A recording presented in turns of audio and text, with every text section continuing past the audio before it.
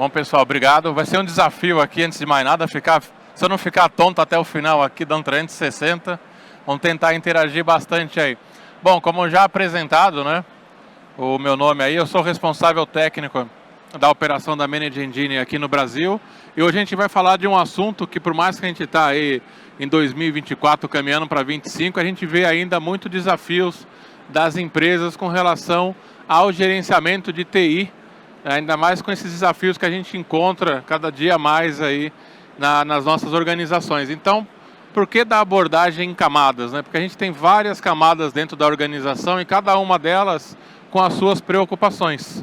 Então, o nível operacional, o nível funcional, estratégia, o boarding, como que a gente consegue interagir em cada uma dessas camadas de uma forma simples e eficiente.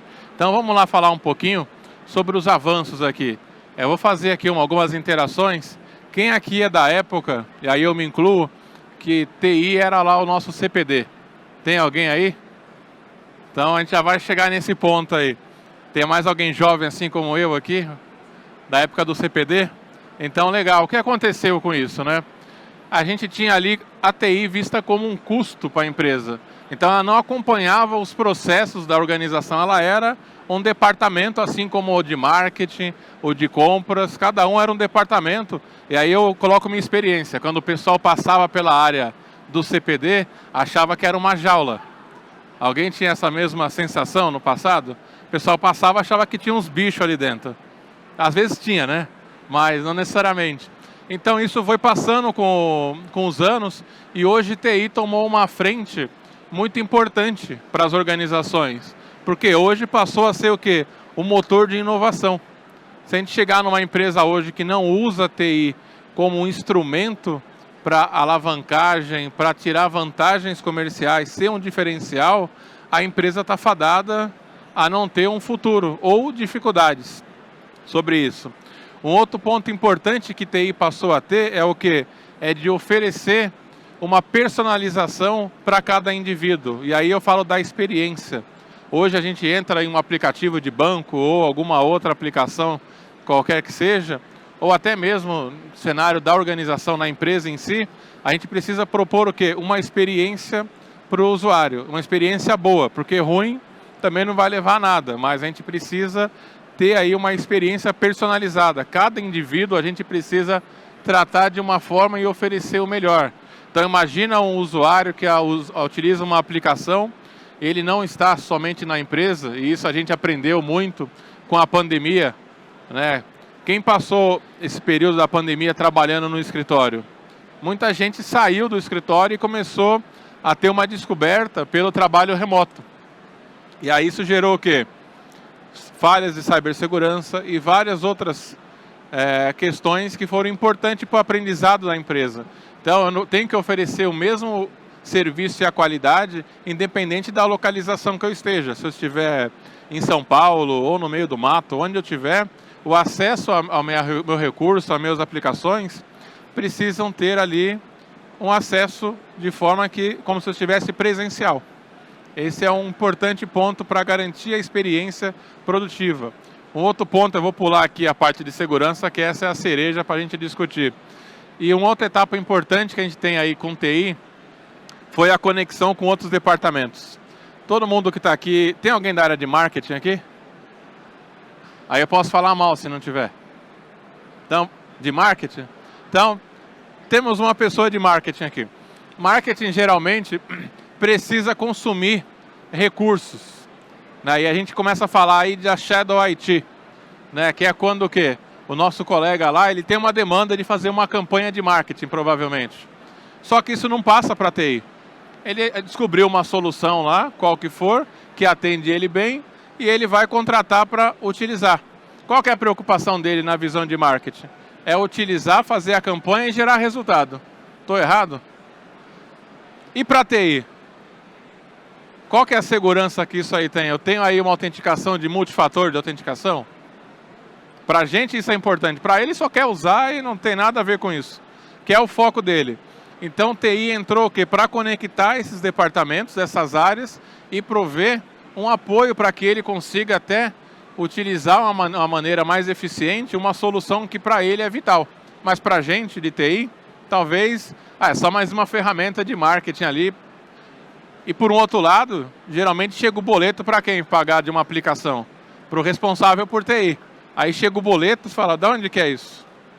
Então existe essa questão hoje do que? Da TI conectar os outros departamentos para eliminar o que? Esses silos que trabalhavam aí de forma independente. Né? Um outro ponto importante, a automação do fluxo de trabalho. Então, quanto de tecnologia a gente tem hoje impregnada para fazer o quê? A automação desses fluxos. A gente pega aí alguns anos, voltando ao nosso time do CPD lá, a época do CPD, quantas atividades manuais eram feitas? Análises manuais. E hoje, quem aqui tem uma equipe de TI enxuta? Aí todo mundo vai levantar a mão. Ninguém aqui tem recurso sobrando de TI para empregar em outras demandas. Cada vez o time vai ficando mais enxuto. E a gente precisa o quê? Usar a tecnologia para fazer o quê? A gestão e a otimização desse tempo. Então a gente precisa o quê? Colocar a tecnologia para otimizar os fluxos de trabalho e reduzir o nosso trabalho para pensar em coisas mais produtivas. E com isso, deixar aí, que eu gosto de sempre dizer, de ter uma tomada de decisão baseada no achismo, mas em fatos, em dados, porque você consegue ter ali uma assertividade maior. E aí, por último, a cereja ali, que é o quê? A postura de cibersegurança. E quem aqui hoje não está preocupado com o assunto de cyber na empresa? Acho que ninguém vai levantar a mão, né? Alguém vai falar, para mim, nem quero saber o que seja. Então, hoje, TI também tem essa preocupação. Então, seja lá o colega que tem uma aplicação de marketing, uma demanda, ele também tem que estar preocupado. Se tem um vazamento de dados em cima da campanha que ele está criando. Como é que fica isso? Tem a LGPD. Existem outras regulamentações, como a maioria de vocês estão aqui, trabalham provavelmente direcionados ao setor financeiro. Então, o Bacen tem uma normativa. Vocês precisam, né? Todo mundo precisa estar adequado a ela para conseguir oferecer um serviço às instituições financeiras. Se não tiver, não vai executar. Então, a grande preocupação é, eu estou aderente ou não? Como está a minha participação com relação à postura de cibersegurança? E aí, vamos lá para frente aqui. Tornou-se o que cada vez mais complexo a TI nas organizações. Então, você tem ali a dependência de TI por parte das empresas. Então, TI passou a fazer parte do boarding, não é mais ali aquele centro de custo ou a jaula do CPD, onde o pessoal fica ali passando. Não, passou a definir estratégias para a tomada de decisão junto. Cada vez mais a gente leva dispositivos para dentro da organização. Quem aqui hoje utiliza o celular com um e-mail empresarial? Então a gente vai levando dispositivos para dentro da organização. IoT. Quem aqui tem IoT dentro da organização?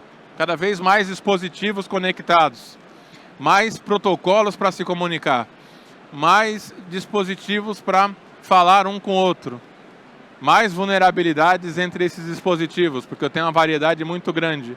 Como é que eu trato isso? Cenários de ameaça cibernética, cada vez mais frequentes. A gente vê vazamentos aí de bancos, órgãos aí de proteção, enfim, vários tipos de vazamentos de informação que tem um prejuízo não só financeiro, mas hoje cada vez mais da reputação da empresa, da marca da empresa. O branding da empresa hoje está sendo prejudicado com isso. Então, o impacto que isso tem dentro da organização. E o que eu tenho que fazer com relação a isso? E um outro ponto importante, o desempenho das aplicações da organização.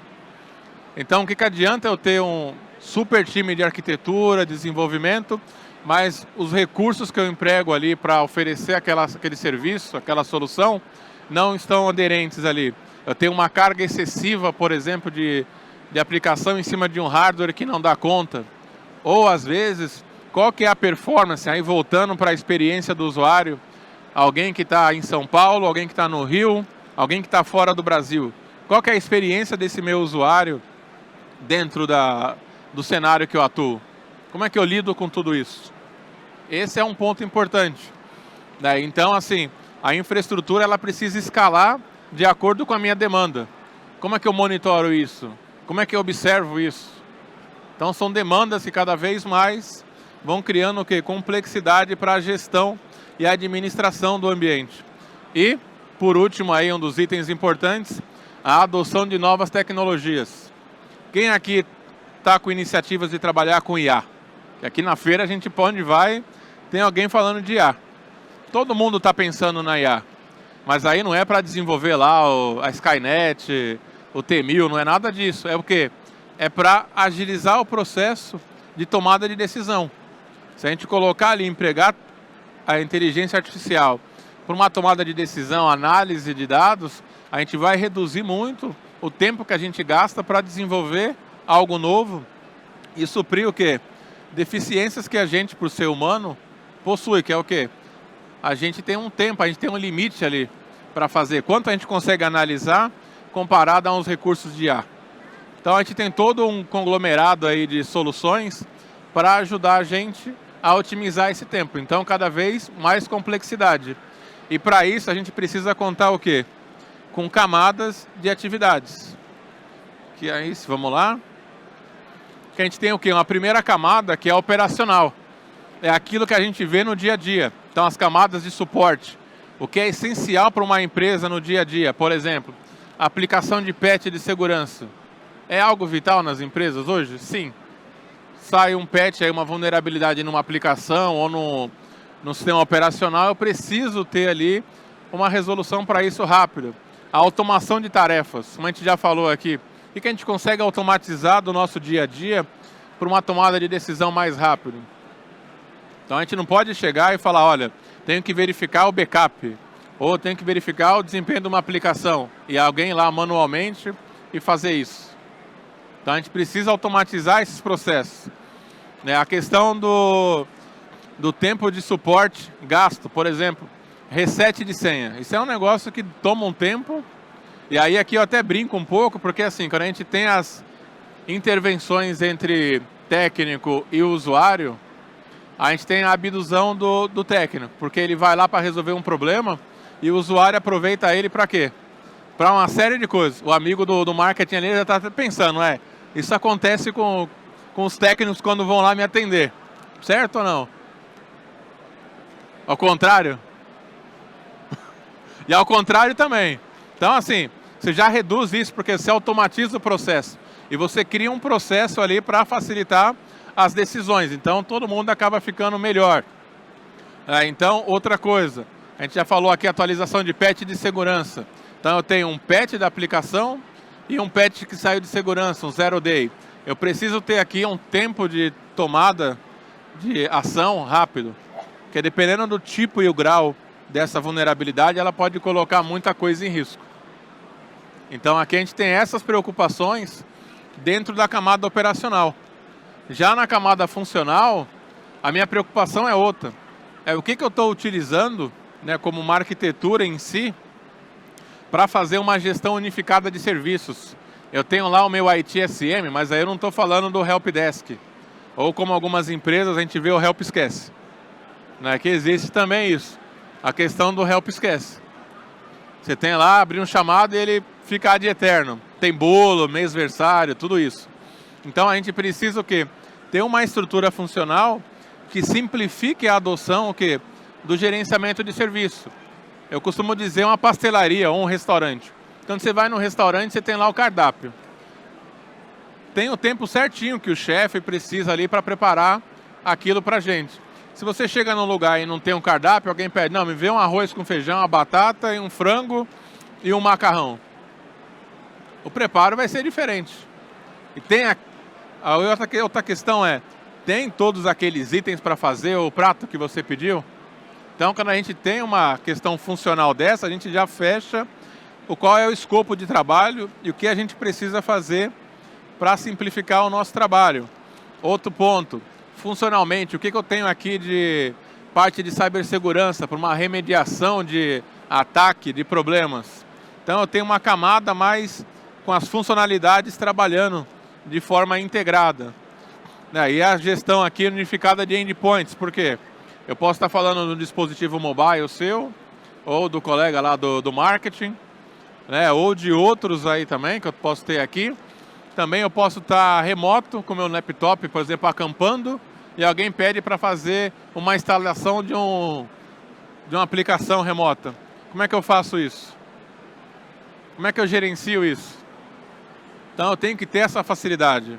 Ou, por exemplo, como eu garanto que aquele dispositivo remoto que está na casa do colaborador está seguro, porque ele pode dividir com a família, né? Ele pode ser aquele colega de trabalho que eu, por favor, não precisa levantar a mão, mas eu acho que alguém conhece casos assim, que durante a pandemia achou que ia ficar rico minerando Bitcoin e instalou lá um plugzinho no navegador e agora eu vou ficar rico minerando Bitcoin no meu notebook, mas na verdade ele adquiriu um malware e aí esse malware pode entrar pela máquina dele e via VPN chegar à minha empresa e aí fazer um estrago. Coisa simples. Como é que a gente consegue cercar isso de forma funcional? Então a gente tem aqui essa camada para trabalhar nesses itens. E uma camada de serviços, onde a gente coloca o quê? Outros recursos, né, aí do nosso Frisbee aqui, para fazer pesquisa em cima de dados, né? Por exemplo, a análise. Entra aí a questão de machine learning e inteligência artificial para quê? Para pegar todo esse meu volume de informações que eu tenho trabalhado e propor uma resposta mais rápida. Aí aqui eu gosto de utilizar esse exemplo, que tanto na área de TI quanto na área da saúde, né, a gente tem ali com a vida, a gente tem algumas coisas em comum. Por exemplo, a gente sabe que uma certeza na vida é que um dia nosso coração vai parar. Todo mundo concorda? Um dia para. Em TI a gente sabe também que um dia a gente vai ter um incidente. E qual que é o ponto em comum que a gente tem? O tempo de resposta. Coração parou, conseguiu dar uma tratativa ali para fazer voltar em um espaço curto, menos sequela ou nenhuma sequela a gente pode ter. Já em TI é a mesma coisa. Se a gente demorar muito para agir, aí é prejuízo financeiro, aí é prejuízo de reputação da marca e vários outros prejuízos, que pode até causar um infarto de repente de quem estiver do outro lado. Então a gente precisa ter tudo isso de uma forma integrada para trabalhar nessa camada de serviços. E nas soluções é a gente trabalhar com tudo isso de forma que ainda mais integrada. Ter uma plataforma, né? Ter uma suíte aí com todos esses itens que garanta ali que você monitore, né, a questão da observabilidade, possa gerenciar, orquestrar ali os seus itens, fazer a automação desses processos para cada vez ganhar mais tempo e agilidade e proteger o seu ambiente. Porque hoje a gente vê aí quantidade de empresas adotando um trabalho remoto. Isso já veio da pandemia. Mas não adianta eu só mover os meus usuários para trabalhar remoto. A gente precisa garantir que o acesso deles ao ambiente que seja tem ali o quê? Segurança. Preciso blindar os recursos. Quantos casos a gente vê aí, por exemplo, relacionada à cibersegurança, de coisas simples que não foram feitas e que foram brechas suficientes para um malware entrar, um invasor fazer uma ação e causar um prejuízo gigante. Então a gente tem essas preocupações aqui. E tudo isso, a gente tem 3 pontos importantes. O primeiro de TI, que é impulsionar aí a eficiência das operações, ou seja, melhorar a forma como eu entrego a minha infraestrutura para serviço, para o que seja, como eu entrego isso para o mercado, tá? Um segundo item, que é proporcionar o quê? A experiência que a gente comentou. Independente de quem e o que esteja usando, eu tenho que garantir que seja a melhor possível. Tenho que garantir isso para cada um dos colaboradores, cada um dos meus clientes. Preciso ter isso, pensando nisso. Por exemplo, vou fazer uma solução aqui para um acesso remoto. O usuário tem uma credencial privilegiada. Como é que eu reduzo essa camada do usuário ter a necessidade de ter um usuário privilegiado? Posso colocar uma solução de PAN para ele fazer o acesso remoto através de um cofre de senha e só no momento do acesso ele vai ter ali a elevação do privilégio? Ou, por exemplo, que aí é o sonho de... Quem aqui administra o Active Directory da empresa? Tem alguém aí? Perguntas técnicas, né? O pessoal fala, o cara é louco. Você administra o AD ali Ninguém mais aqui? Qual que é o sonho que a gente tem quando vê um AD bem organizado assim? Esse já é o sonho, né? Da gente ver um AD bem organizado, tudo sincronizado com o que tem no RH. Porque o RH tem um papel importante, que é mandar as informações para a gente e a gente ter isso lá bonitinho no AD. Só que aí o funcionário mudou de departamento. Geralmente ele é avisado, já deu risada, já se entregou. Já não é passado essas informações. E aí o que acontece? Eu movo um usuário simplesmente de um lugar para o outro e as permissões vão junto. E aí imagina, ele saiu da área técnica, que ele conseguiu escapar dessa loucura do suporte ali, foi trabalhar no administrativo e ele continua com o privilégio de sysadmin. O que isso vai acontecer? Ele é um risco para a empresa. Então, assim, como é que a gente orquestra, por exemplo, a gestão de identidade, o ciclo de vida da identidade, para quando o RH mover ele, não precisa a área técnica saber. Simplesmente a ferramenta por trás disso, a engenharia por trás disso, já cuida do movimento do quê? Das credenciais. Isso fica automatizado. Então aí eu já reduzo o que? Tempo, otimizo um processo e reduzo a camada de vulnerabilidade que eu tenho. Um exemplo bem simples aqui. E o papel do RH, que é importante. Eu até brinco que quem é o RH, ele tem que criar e excluir o usuário do AD. Porque a entrada e a saída da empresa é pelo RH. Qualquer jeito, você tem que passar ali. Né?